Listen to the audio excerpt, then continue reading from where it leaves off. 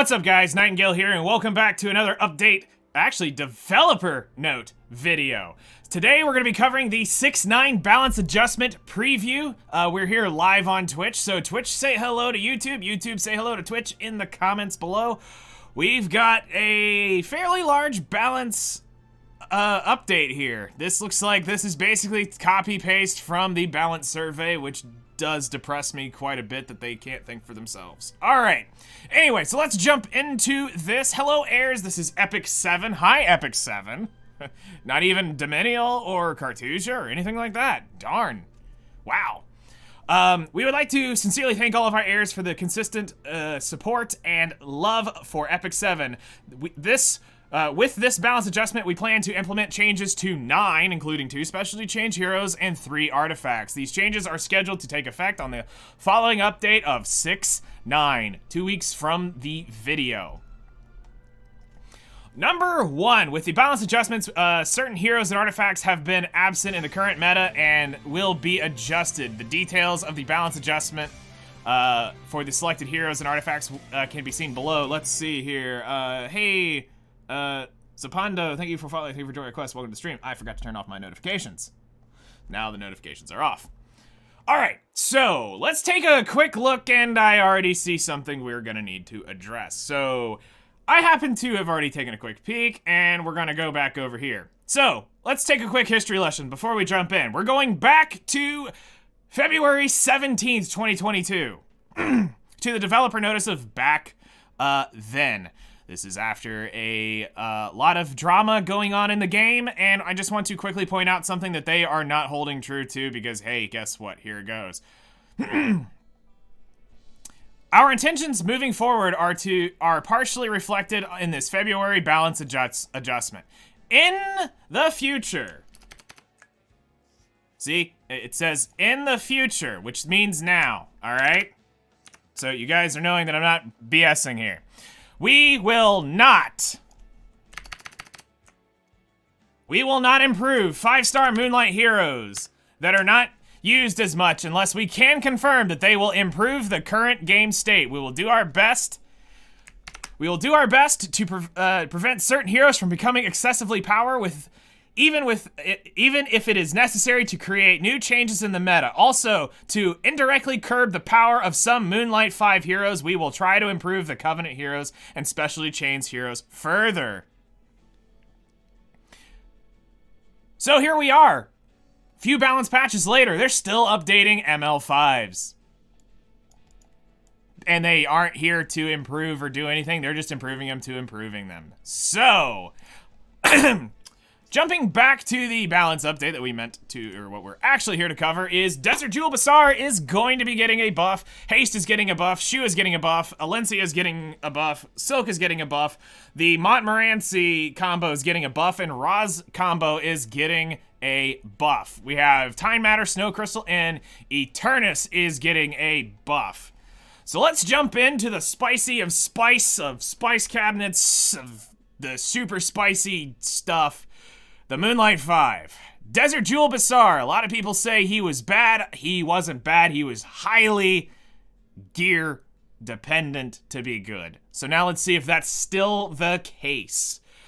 So we're gonna ignore mostly the passive or the original side, the befores. We're just more curious about what's going on in the afters. But let's see. So 35% chance to stun for 1 turn. Attacks the enemy with a 35% chance to stun for 1 turn. Before recovering the health of all allies, amount recovered increases proportional to the target's max health and the caster's attack. So they don't know what they're doing. Alright, so DJB still needs attack. Great, healing decreased. That's troubling. Okay, and then Soul Burn increases the amount recovered. Alright. He's getting a full new passive. All right, I actually got to read this one. So heals all allies after the caster uses skills. The amount recovered increases proportional to the target's max health and the caster's attack. Oh, so they brought that up into his skill 1. All right, so his new passive, please be good. With a sandstorm, inflicts barrier inversion on all enemies and has an 85% chance to decrease hit chance for 2 turns. When the target is granted a barrier, grants an extra turn to the caster. Barrier inversion. Inverts barrier into damage. Unaffected by effect resistance. And whether the attack hits and applies to heroes only. I'm sorry, what? Okay, hopefully y'all are getting this, because my brain is not processing what they're saying here. With a sandstorm, inflicts barrier inversion, so it's a new technique, on all enemies and has an 85% chance to decrease hit chance for 2 turns. Okay. When the target is granted a barrier, grants an extra turn to the caster. So if DJB has this, he will get an extra turn. So I think he's getting a skill too, not a... I think they're actually giving him a new skill and not a passive. Then barrier inversion. Inverts barrier into damage. Okay. Unaffected by effect resistance and whether the attack hits and applies to heroes only. To be determined. We'll see what it does. Yeah, no, it's straight up, it's becoming a skill. So the passive is becoming a skill. It'll acquire 2 souls and has a cooldown of 4 turns. All right, we don't give a crap about the unawakened skill, so the new one will be, oh, they're decreasing the immunity.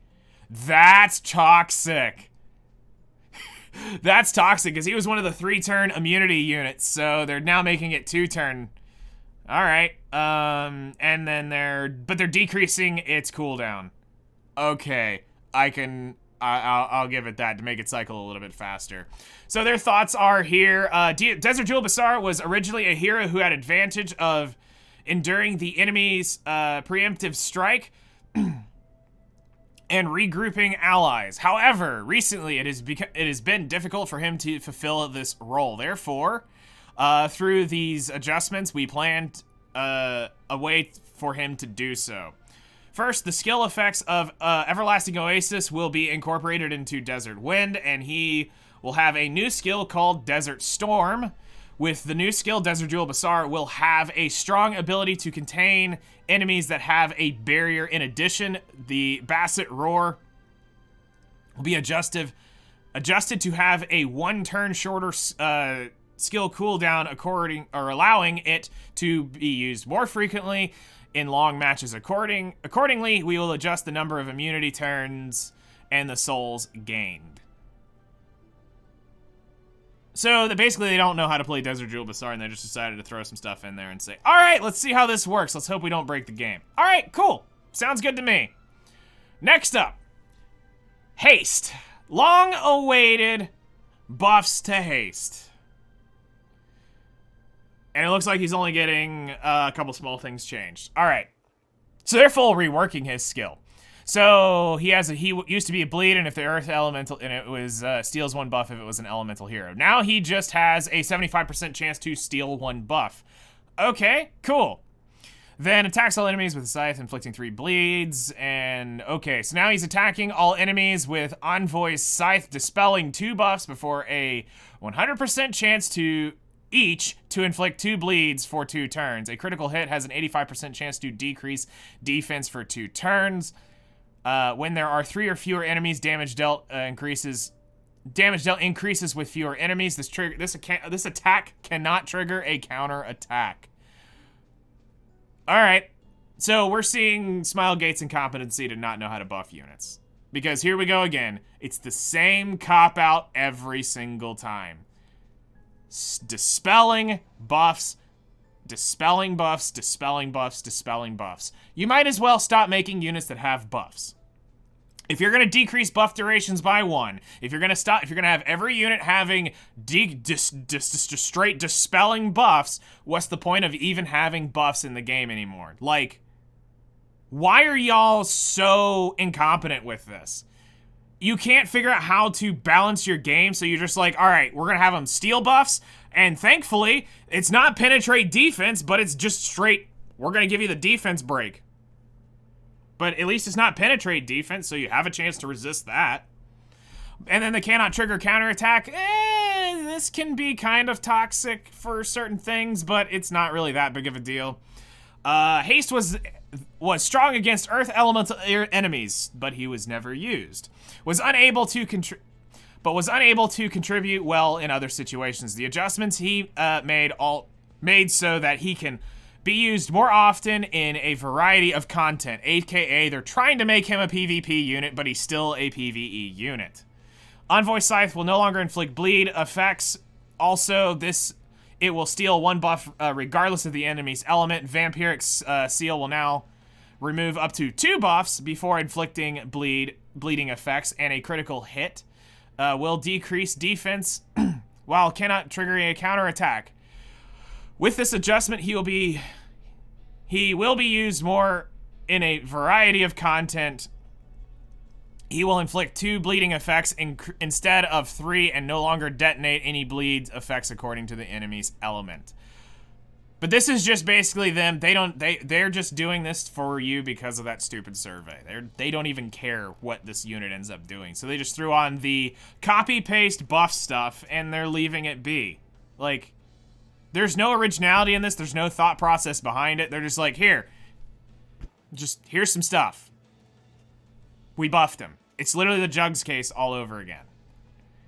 All right, Choux. Okay, so they're moving her Soul Burn now to grant her an extra turn off of her S1. So nothing changed physically on her skill, just now they're giving the Soul Burn there. Whoosh is getting a change. Oh, God. Let's see here. Penetrates the earth. Okay, so her new skill is attacks the enemy by wildly swinging a spear, absorbs some of the damage as health, penetrates the enemy's defense by 70%. When the caster's stacked focus is 5, consumes all focus, increased damage dealt, and resetting the cooldown of Whoosh. Damage dealt increased proportional to the caster's max health. At this point, I'm not even surprised. I'm not even surprised. Here we go again. Penetrating defense. They're devaluing your defense stat, so what's the point of having defense anymore? Might as well literally not have defense stat and just put all HP and just be like, all right, you're gonna make my defense worthless? Here, let me stack in more HP. Oh wait, Ha Young exists. Now stop. Seriously, fire your balance team and start over. This, all right. Might as well just say defense is worthless. All right, so help me Cream awakened after. There's no way to properly say this. At least they put punctuation here. Help me, Cream. All right, so they're adding some stuff to the skill. When the skill is unavailable due to cooldown count after an ally, except for the caster is attacked, has a 20% chance to counterattack. So once she uses her S3, she has a 20% chance to counterattack. That's kind of cool. See? That's a little bit of some ingenuity in saying, hey, here's some thought to your units. All right. I take back 1 point off of your, at this point, mega negative competency thing. So you actually start having some competence. Choux was originally designed to be a hero who could gain focus and deal great damage to the enemy, but being difficult to bring out her full potential due to her passive skill composition. Now, after using Help Me, Cream, skill, Choux will have a chance to counterattack when allies are attacked. This will help her gain focus more easily using Whoosh with its full potential. Whoosh will be adjusted to restore her health proportional to the damage dealt. Damage dealt will be slightly reduced following the increase of the base penetration rate. All right. Alencia. This one's gonna hit home. All right. So, Alencia is getting her skill 1 damage dealt decreased. I don't know why you're decreasing her S1. There better be some very good reasons of why we're doing that. Poor Dragon Lolly is already on the verge of being extinct, and you're now making Dragon Granny being even closer to being extinct. Are you just trying to end her existence? All right, but let's take a look and see why they are decreasing the damage. So they're basically reworking her full passive here. At the start of the turn, she has a 100% chance to grant Mind's Eye to the caster for 1 turn. After using Eradicate, when the caster is granted Mind's Eye, activates Trample. Trample strikes the enemy, inflicting Injury now. Decreasing or damage dealt increases proportional to the caster's max health. The severity of injury increases proportional to the damage dealt. Injury decreases the max health of the target by up to 10% every time the skill is used. Mind's Eye increases effectiveness by 50% versus 30, which is nice. Trample damage decreased. Why are you decreasing the damage of this skill? I guess what they're wanting is they're wanting her damage not to be basically like pure bruiser based. There almost seems like what they're wanting to do here is make it reliant more, her damage to be relied more upon the defense break version of it, which sucks because you normally have to burn that on units to get it to truly stick. Now, while I can say with the experiences that I've used, and I've been saying for a long time she was a good unit, this is gonna make things really weird if you're decreasing damage on both the S1 and the passive combo. Like, it already doesn't do a ton of damage, so if you're making it now to have to be the damage is the defense break version of it, that kind of sucks. Sure, injury is cool, but that doesn't justify this damage decrease on both of these skills. Like, she needed to keep her damage. All right, but let's go further. So Genesis, we only care about the Awakened. Attacks all enemies with the Dragon's Might, aka the Dragon Lolly Roar. Dispelling all buffs and granting increased defense to all allies for 2 turns. Increases combat readiness of the caster by 50%. Damage dealt increased proportional to the caster's max health. So it's just gonna give her a CR push on her S3. Alright, I'm curious, but look, I'm a very avid user of Dragon Lolly. I've been promoting her for a very long time when people say she's trash, when people say that she is, she's not that good. There's so many situations where I've been able to make her work where everybody said she wouldn't. Alencia was a popular hero. Keyword, she was, and now that was is even more was. Popular hero used by many players. Recently, this hero has been used less. I wonder why. Hi, Young. With this adjustment, Alencia will be able to use Mind's Eye more actively, performing her role in the team more properly. You don't even know what the heck her role is, so why are you saying this? Especially Mind's Eye will now greatly increase effectiveness and assisting Genesis to dispel buffs. And dispel buffs. And Eradicate to decrease defense better. Although Eradicate and Trample will deal slightly less damage as the activation conditions for Mind Eye have been erased, Trample will now inflict injury instead of decreasing cooldown of Genesis, which that sucks. That was actually a cool part of being able to do that.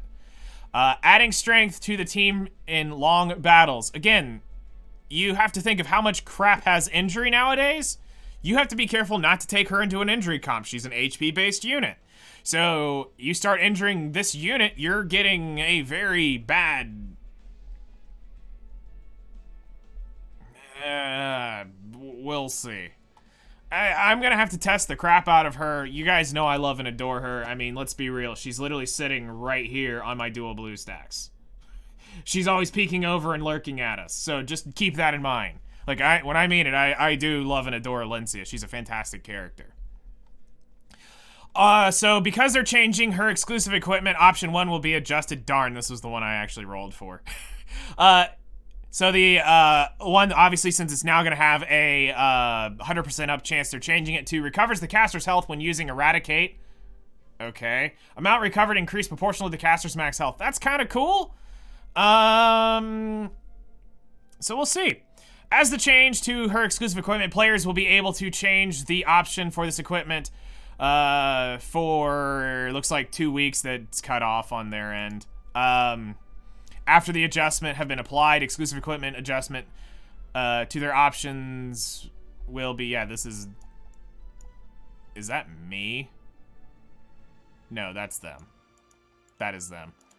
Exclusive equipment will be able to unchanged once you can change the rewards. All right, cool. Next up is Wanderer Silk.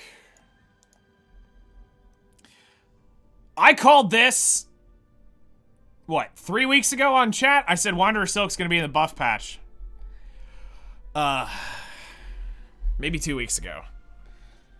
Alright, so she's getting a holy crap full rework. So this unit's not even the same unit anymore.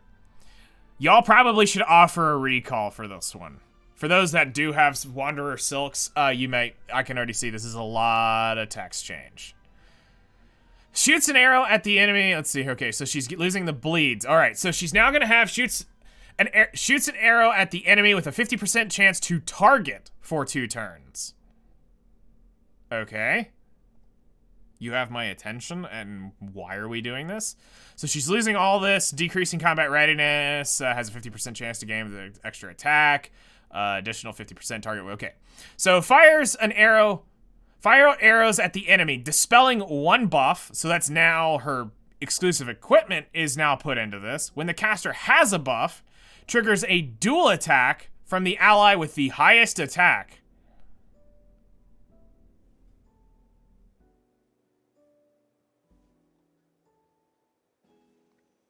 What? Okay, so Silk was typically built fast, so now you're saying we need to slow her down so that we can get an opener so that she can get a buff? Okay. Alright. Well, let's see what goes on. That's if you're wanting to go with it turn 1. Actually, you know what? No, never mind. She can probably go. Let's keep reading further. Alright, so fire focus after. Okay, so it's gonna damage dealt increased. That's cool. Longer cooldown. That sucks. They're removing the soul burn here. Okay, so shock arrow awakened, because we don't care about the non-awakened skill. Attacks the enemy with lightning arrows, inflicting silence and decreasing attack for 2 turns, and decreasing combat readiness by 100%. Grants a barrier. Ah, that's where the buff comes in. For 2 turns, barrier increase proportional to the caster's level. Wait, is that BS of, this is Peyra's barrier. If this is what they're doing. This is that BS of that thick freaking barrier Peyra gets. Because it's increased proportional to the caster's level. Oh, that can be toxic depending on how thick that shield is. Okay, you have my attention. And then you can ignore F-Res Soul Burn. Oh god, and it's 20 souls. It's not the 10 soul. Okay, at least that's balanced. Because I was gonna say, if that's 10 souls, that's horrible. Ooh, look what they did to her. They made her a speed imprint now. They made her a speed imprint. Goodbye crit chance, which, I mean, to be fair, it was either speed imprint or you're gonna bake off of her effectiveness, so it means now I need to rebuild mine, not counting that imprint. Because the speed imprint's actually kind of cool. Wanderer Silk will undergo many changes, yet no. That's just, you might as well said, gets a full rework to improve her usability. It was challenging for players to increase stats with the existing structure in which damage dealt increased proportional to the speed. Hence, skills will be adjusted to be based on attack. Oh, so that means we want to actually slow her down now. Oh, we can make her a damage unit.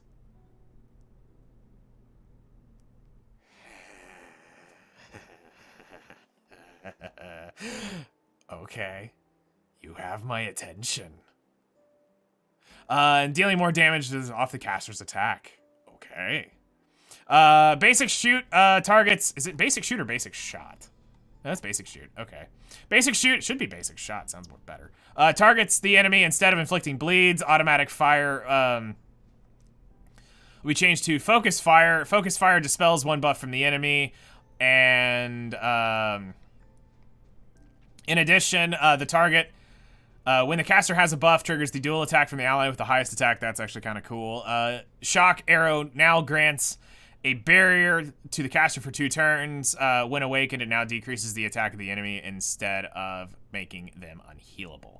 Imprint release is now speed instead of a crit chance. The target imprint release will remain the same, so she'll still have the effectiveness target for her. So the imprint concentration. They're changing her exclusive equipment because now they are adding that extra attack into the skill. They're now making target have 15% 15% chance of basic shoot, or increase the target effect chance of basic shoot by 15%. As there are effects to the exclusive equipment, yeah, they're basically saying that it'll be applied and you can change it if you don't want it. All right, so we don't give a crap about Montmorancy. We care about Angelic Montmorancy. So they're increasing the sleep chance slightly. She's now dispels 2 buffs from an ally before recovering health. And now she grants immunity. Wait. They're literally saying the same thing. She is dispelling 2 buffs there, and she's dispelling 2 buffs here. Okay, so let's walk through this. Dispels 2 buffs from the ally, granting 2-turn immunity, grants immunity for 2 turns. Amount recovered increased proportional to the target's max health. Amount recovered increased proportional to the target's max health. No, this is literally the same thing. This is before the change. Grants immunity for 2 turns.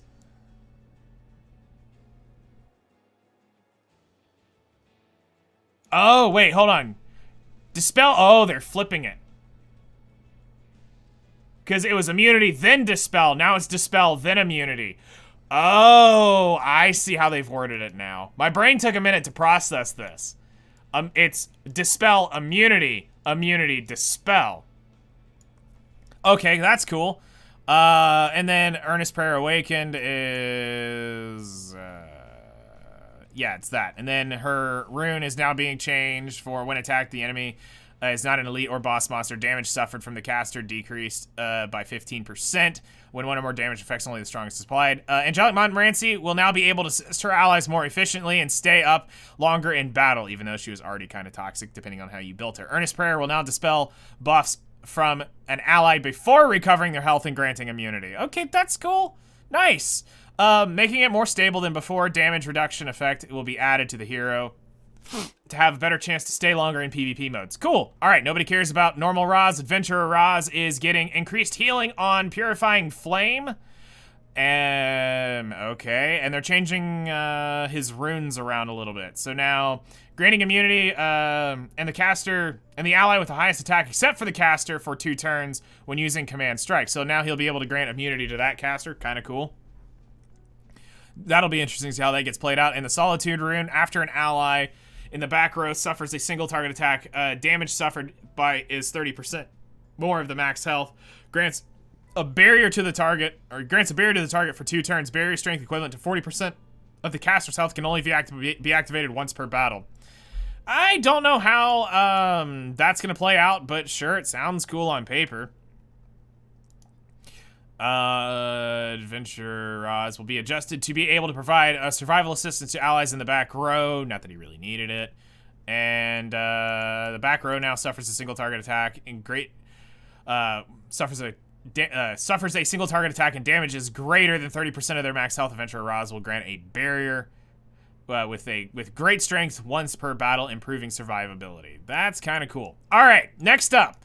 Banshee one-shotter and Azamanak one-shot compers beware. Time Matter is getting changed. I've been using Time Matter for quite a while, and this is probably going to break your Banshee one-shots depending on how this is changed. My Vivian is literally made for Azamanak 13 in its damage, so I was using Time Matter to get her through Banshee because I couldn't S1 on the Banshee.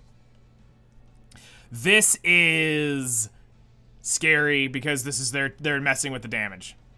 So they're now making it where it increases damage by 6%, max of 12 when attacking. Okay. Reduces skill cooldown by 1 turn when an enemy is killed by an attack.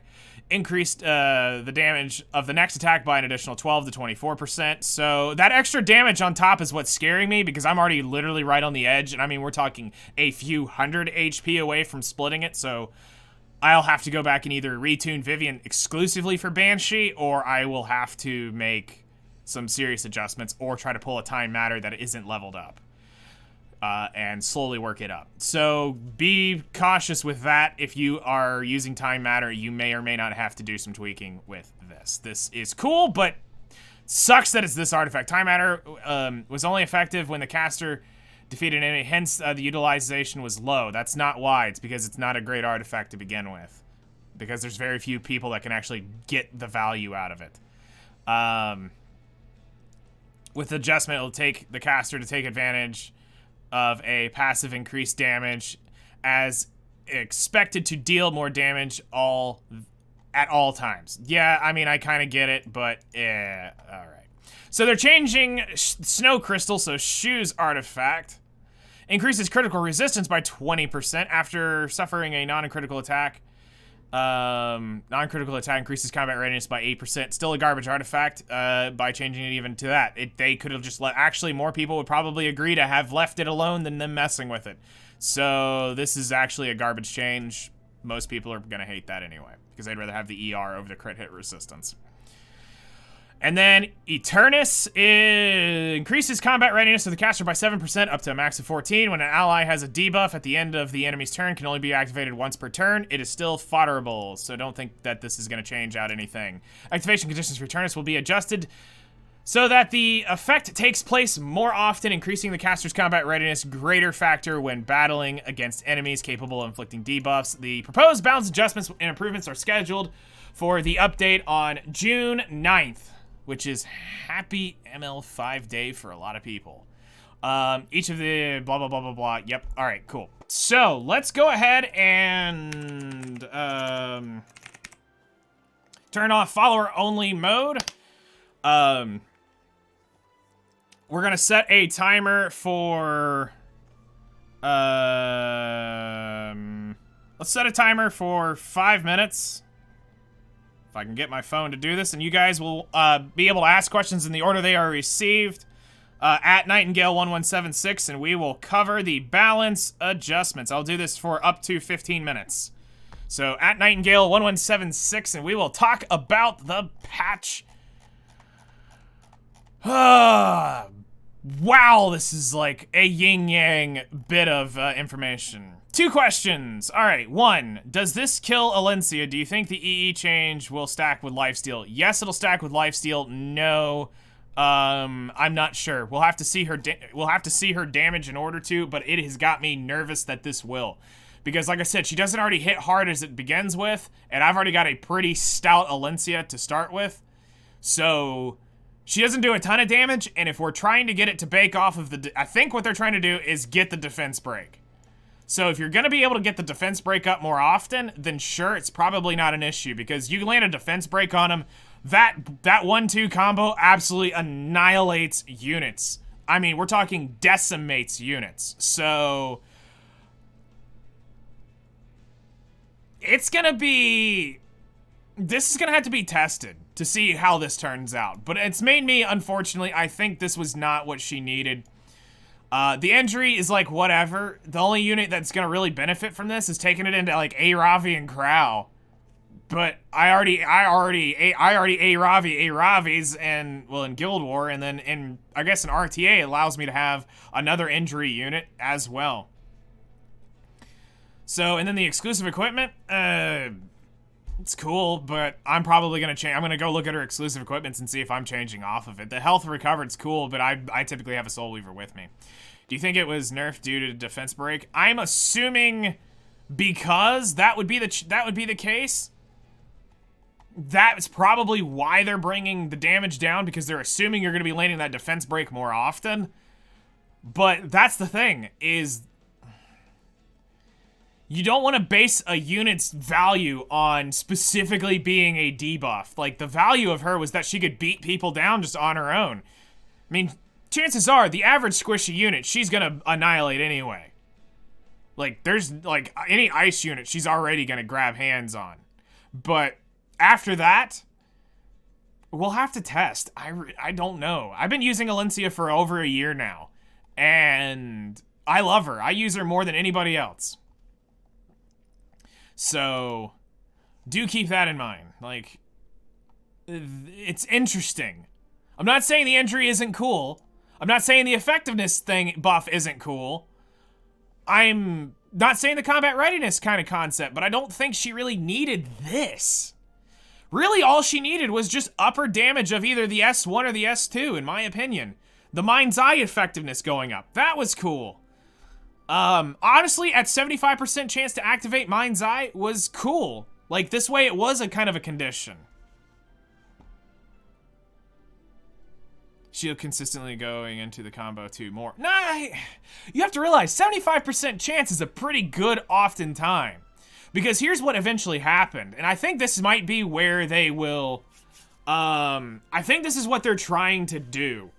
Is they're trying to get you now to use that S3 so it'll have a little more effectiveness to strip, which means I might be able to take mine off of Symbol of Unity and actually put her on Draco Plate.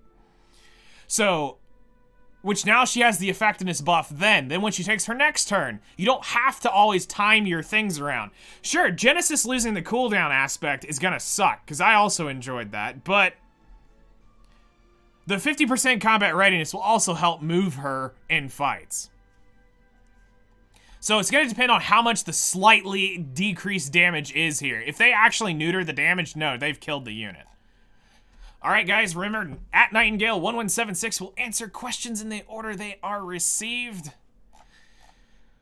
This one's, like I said, the artifact down here is concerning. Because that means I'm going to have to full rebuild Vivian.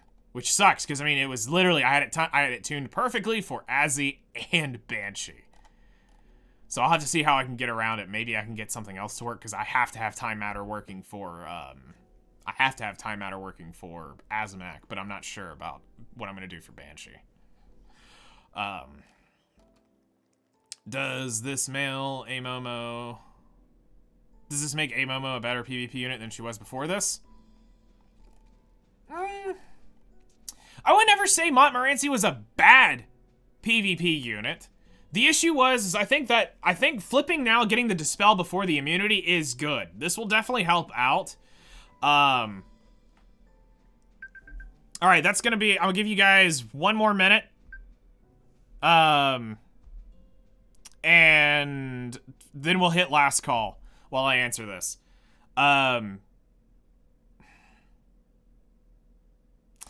She's not a bad PvP unit. Like, I don't know if you're going to be seeing her in RTA more, because now you've got so many other... I mean, you got to think about it. You've got Amelia, you've got Deanne, that are Ice Soul Weavers, so you got to think they're going up against that. The potential of Elena. You have the... then you've got your non-Ice Soul Weavers that you also have. So...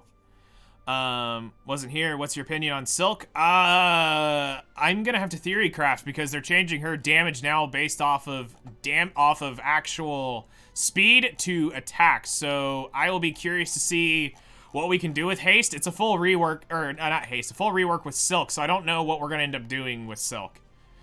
This is gonna be interesting. All right, last call. So we'll give it 30 seconds. Any other questions show up, we will answer them, and then we're gonna wrap up. So last call. Any final questions about the balance survey? If we get a bunch of questions, I will fire them all off. Last question. Does this make Desert Jewel Basar better? From the wording, it seems he can collapse barriers on enemies. Yeah. Barrier inversion. Yeah, this is one that is gonna need... This is one that we're gonna need to see physically in action. Because, think about it. If it is Peyra's barrier, he can one-shot Peyra with this. If that's truly the case, because her barrier's so thick. This should be able, if it's HP value, depends on what that... Whether an attack hits is gonna invert the barrier.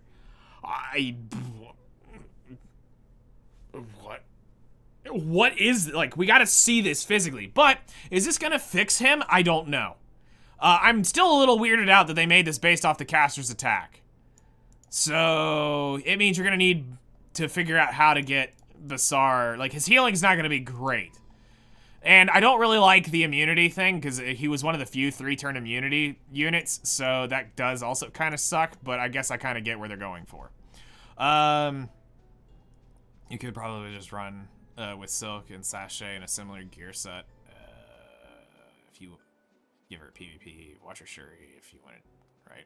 I don't know what we're gonna end up doing because the damage multiplier sucked. So we'll have to see. It seems it's he's gonna be a pay or high young counter. We'll have to see on the barrier damage and what that does. So that is going to wrap it up as far as those that are hanging out here in Twitch chat. First off, go ahead and say goodbye to YouTube while we wrap up here.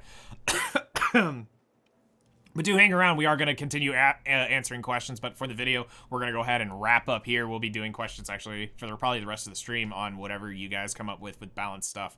But seriously, guys, thank you for coming and hanging out on the balance preview for 6-9. We're gonna have some units to test out because I have a good bit of these and I'll be curious to see what goes on. As far as for those who are gonna wonder, is Haste worth pulling? No, there are collab units out right now, so if you are free to play, Haste is still not worth pulling. Let's go ahead and put that out there. You will want to pull your limited collab units. But seriously, if you guys have any questions on YouTube, feel free to hit me up in the comments below. I will try to help you guys out as best as possible and give you my best assessment on whatever you have your questions on. So you guys take care, and we'll see you in the next one.